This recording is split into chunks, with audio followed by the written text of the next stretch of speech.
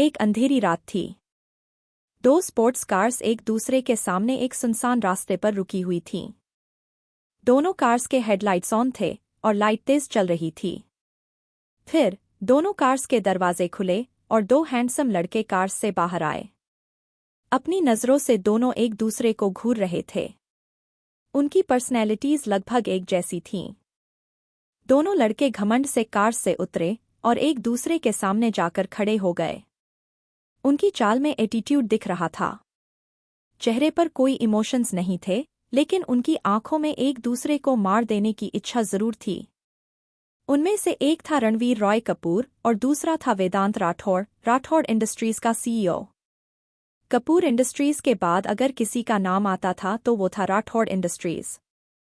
वेदांत ने रणवीर को देखा और एक डेविल स्माइल के साथ बोला, रणवीर, तुम आखिर आ ही गए।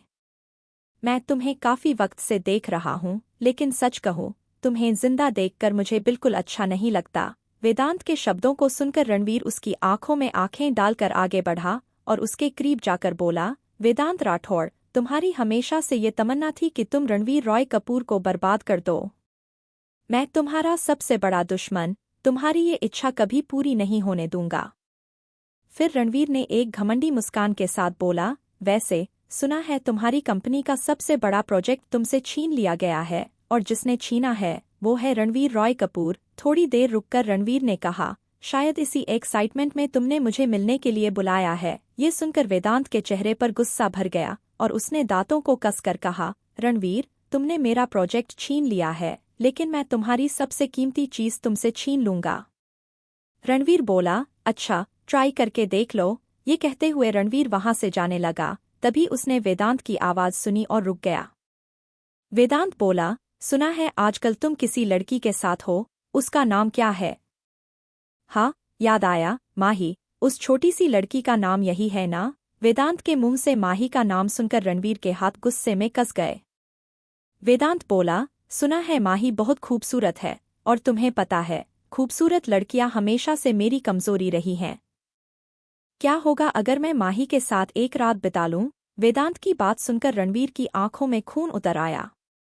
उसने अपनी गन निकाली और गुस्से में वेदांत का कॉलर पकड़ लिया, फिर गन उसके माथे पर रख दी। वेदांत को रणवीर के गुस्से से कोई फर्क नहीं पड़ा, वो सैडिस्टिक स्माइल के साथ उसे देख रहा था। रणवीर ने दांतों को कसकर बोला, तेरी हिम्मत कैसे हुई माही के बारे में ऐसे सोचने की? उसका नाम अपनी गंदी जुबान से कभी मत लेना। वो मेरी है, सिर्फ मेरी। आज अगर तेरी माँ नहीं होती ना, तो वेदांत राठौड़ ये गन की सारी गोलियां तेरे दिमाग में डाल देता। रणवीर ने ये कहते हुए वेदांत को धक्का दिया और अपनी कार में बैठकर वहां से चला गया। वेदांत के जाने के बाद वो एक शैतानी हंसी के साथ बोला, मुझे लगा था माही भी तुम्हारी जिंदगी में दूसरी लड़कियों की तरह टाइम पास होगी, लेकिन यहाँ तो कुछ और ही बात है। अब तो मुझे माही से मिलना ही पड़ेगा। कार चलाते हुए रणवीर ने अपने आप से कहा, वेदांत, अगर तूने अपनी गंदी नज़र माही पर डाली तो मैं भूल जाऊंगा कि हमारा कोई रिश्ता था। मैं ये भी भूल जाऊंगा कि तू मेरी बुआ का बेटा है। फिर मैं तुझे मारने से पहले एक बार भी नहीं सोचूंगा। मैं तुझे खत्म कर दूंगा। माही पर सिर्फ मेरा हक है, सिर्फ मेरा। अगले दिन सब सुबह जल्दी उठ गए और महेश के घर पर नाश्ता करके रिजॉर्ट जाने की तैयारी करने लगे। माही ने महेश से पूछा, अंकल, बाबा कब आएंगे? उन्हें आज आना था ना? मैंने उन्हें कॉल किया, लेकिन उनका फोन रीचेबल नहीं है। महेश ने प्यार से कहा, माही, वो स्टेशन से सीधा रिजॉर्ट आएंगे। मैंने उन्हें लेने के लिए ड्राइवर भेजा है। तुम चिंता मत करो। माही को थोड़ी तसल्ली मिली ये सुनकर। आज वो अपने पिता से 3 महीने बाद मिलने वाली थी। जब से वो पैदा हुई थी, गंगाधर जी ने माही को एक पल के लिए भी अपने से दूर नहीं किया था। इसलिए वो अपने पिता को बहुत याद कर रही थी। महेश जी, निर्मला जी, सरिका और माही सब एक ही कार में जा रहे थे। माही अपने डैडी को भी साथ लेकर गई थी और सब रिजॉर्ट के लिए निकल पड़े। लगभग 2 घंटे बाद सब रिजॉर्ट पहुंच गए। कपूर परिवार पहले ही वहां पहुंच चुका था और सब महेश जी और उनके परिवार का स्वागत करने आए थे। महेश जी और बाकी लोग कार से उतरकर उनकी तरफ चले गए। माही भी अपना टेढ़ी हाथ में लिए उनके पीछे चल रही थी। आज माही ने लाइट पिंक लॉन्ग कुर्ती पहनी थी और उसके सिल्की बाल खुले हुए थे। आज वो बिल्कुल एक छोटी बच्ची जैसी मासूम लग रही थी।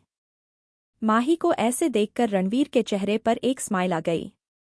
रूही आगे बढ़ी और माही से बोली, माही, क्या तुम अभी भी छोटी बच्ची की तरह टेडी बियर्स के साथ खेलती हो? माही ने बिल्कुल मासूमियत से जवाब दिया, नहीं रूही, लेकिन मुझे रात को अपने टेडी को गले लगाने की आदत है।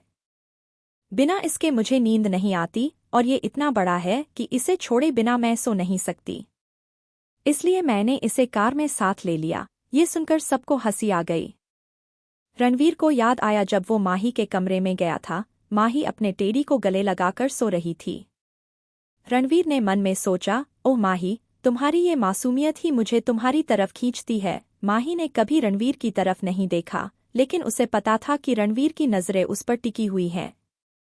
इसलिए उसने रणवीर की तरफ एक बार भी नहीं देखा। एक गहरा आवाज रणवीर के ध्यान को तोड़ता है जब उसके दादाजी कहते हैं, माही बेटा, अब तुम अपने रूम में जाकर आराम करो। नौकर तुम्हारा सारा सामान रूम में रख चुके हैं। माही का सामान उस रिसोर्ट के उस हिस्से में था जहां लड़कियों के लिए रहने का इंतजाम किया गया था। माही और उसके परिवार के साथ बाकी मेहमान भी अपने रूम्स की तरफ बढ़ गए। रणवीर की नज़र माही को तब तक फॉलो करती रही जब तक वो उसकी नज़र से दूर नहीं हो गई। रिसोर्ट बहुत बड़ा और खूबसूरत था। सभी मेहमान रिसोर्ट में इधर-उधर घूम रहे थे। लंच का टाइम हो चुका था। लंच का इंतजाम वहीं पर किया गया था, इसलिए सभी लोग लंच के लिए एक जगह इकट्ठा हो गए। माही के पापा अब तक नहीं आए थे। माही अपने पापा को नहीं देखकर उदास हो गई थी। सब लोग लंच कर रहे थे, पर माही वहां ऐसे बैठी थी जैसे उसका मन खाने में नहीं है।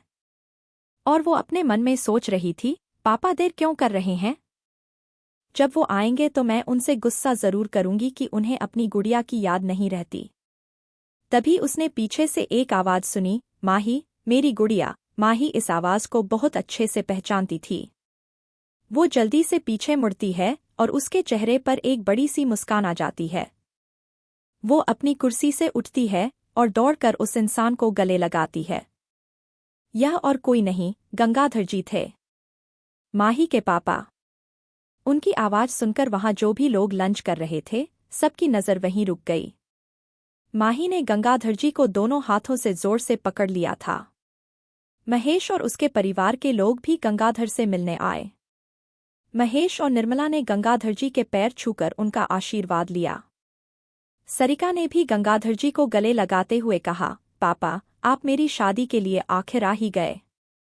गंगाधर जी ने सरिका के सिर पर हाथ फेरा। तब माही ने शिकायत भरे लहजे में कहा, क्या बात है, पापा?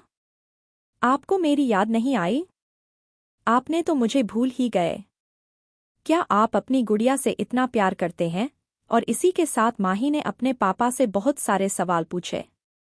माही के शिकायत करने पर सब लोग मुस्कुरा दिए। तब महेश जी ने कहा, माही, बस करो। तुम्हारे पापा को आराम करने दो। वो इतनी लंबी यात्रा करके आए हैं, जरूर थके होंगे। ये सुनकर माही ने गंगाधर जी से कहा, पापा, मैं आपसे और बातें करूंगी। मेरे पास बहुत कुछ कहना है। ये कहकर सब खाना खाने चले गए। माही को बहुत भूख लगी थी। महेश जी ने गंगाधर जी का कपूर परिवार से परिचय करवाया। सबको गंगाधर जी से मिलकर अच्छा लगा। रणवीर के दादाजी ने कहा, आपकी बेटी बहुत प्यारी और मासूम है। गंगाधर जी मुस्कुराते हुए बोले, मेरी बेटी मेरी दुनिया है। इसके बाद महेश जी ने गंगाधर जी को लंच दिया और उन्हें रेस्ट करने के लिए उनके रूम में भेज दिया। महेश जी ने अपना लंच खत्म किया और सरिका से कहा, बहन, मैं अपने रूम में जा रहा हूँ। मुझे बहुत नींद आ रही है। ये सुनकर सरिका ने कहा, ठीक है माही, तुम अपने रूम में जाकर आराम करो। रिसोर्ट तीसरे फ्लोर पर था। वहां बहुत सारे कमरे थे, इसलिए सबके पास अपना एक रूम था। माही अपने रूम की तरफ जा रही थी और अपने फोन पर ध्यान था। चलती चलती वो किसी से टकरा गई। टक्कर इतनी जोर की थी कि माही गिरने ही वाली थी। तभी किसी ने उसे मजबूती से अपनी बाहों में पकड़ लिया। एक हाथ माही की कमर पर था। दूसरा हाथ माही के सिर के पीछे था। माही ने डर के मारे अपनी आंखें बंद कर ली थीं। पर जिसने माही को पकड़ा था, उसकी नज़र माही के खूबसूरत चेहरे पर टिकी हुई थी। काफी देर तक जब माही को लगा कि वो गिर नहीं रही है, तो उसने अपनी एक आंख खोलकर देखा। जैसे ही उसने दूसरे इंसान का चेहरा देखा, उसकी आंखें सरप्राइज से बड़ी हो गईं। वो और कोई नहीं, रणवीर था। रणवीर माही को घूर रहा था। माही ने खुद को छुड़वाने की कोशिश की और कहा, छोड़ो मुझे, प्लीज मुझे छोड़ो। पर रणवीर तो रणवीर था। वो माही को इतनी आसानी से कैसे छोड़ सकता था? उसने माही को सीधा किया और अपने पास खींच लिया। अब माही और रणवीर के बीच 1 इंच का भी फासला नहीं था। माही रणवीर की पकड़ से खुद को छुड़ाने की कोशिश कर रही थी। वो अपना हाथ रणवीर के सीने पर रखकर उसे दूर करने की कोशिश कर रही थी। पर माही, जो कि रणवीर की ताकत के सामने बहुत नाजुक थी, कुछ नहीं कर पा रही थी। रणवीर ने माही को अपनी मजबूत बाहों में पकड़ रखा था। माही ने एक क्यूट सा चेहरा बनाया और कहा, छोड़ो मुझे। माही की क्यूटनेस देखकर रणवीर मुस्कुराया। रणवीर ने माही से कहा, मैं तुम्हें छोड़ दूंगा, लेकिन एक कंडीशन है। माही ने पूछा, कौन सी कंडीशन? रणवीर ने शैतानी से कहा, चलो, मुझे एक किस दो। माही ये सुनकर शर्मा गई। उसने अपनी नजरें नीचे कर ली और कहा, नहीं, मैं तुम्हें किस नहीं कर सकती। रणवीर पीछे हटने वाला नहीं था। उसने कहा, क्यों? तुम मुझे किस क्यों नहीं कर सकती? माही ने कहा, क्योंकि ये गलत है। रणवीर ने पूछा, गलत क्यों है? मैंने भी तो तुम्हें किस किया था। नहीं, माही ने कहा, तुम हमेशा जबरदस्ती करते हो।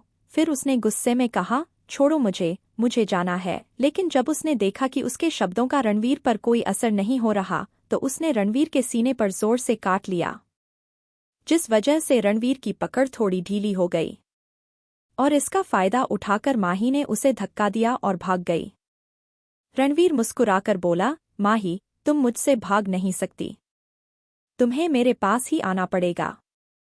ये कहते हुए रणवीर अपने रूम की तरफ चला गया। वेदांत और रणवीर भले ही भाई हों, लेकिन आपस में इतनी नफरत क्यों करते हैं? क्या वेदांत माही की जिंदगी में कोई बड़ी मुश्किल लाएगा? क्या वो माही और रणवीर को अलग कर पाएगा? जानने के लिए सुनते रहिए डार्क ऑब्सेशन, सिर्फ लव पल्स डायरीज पर।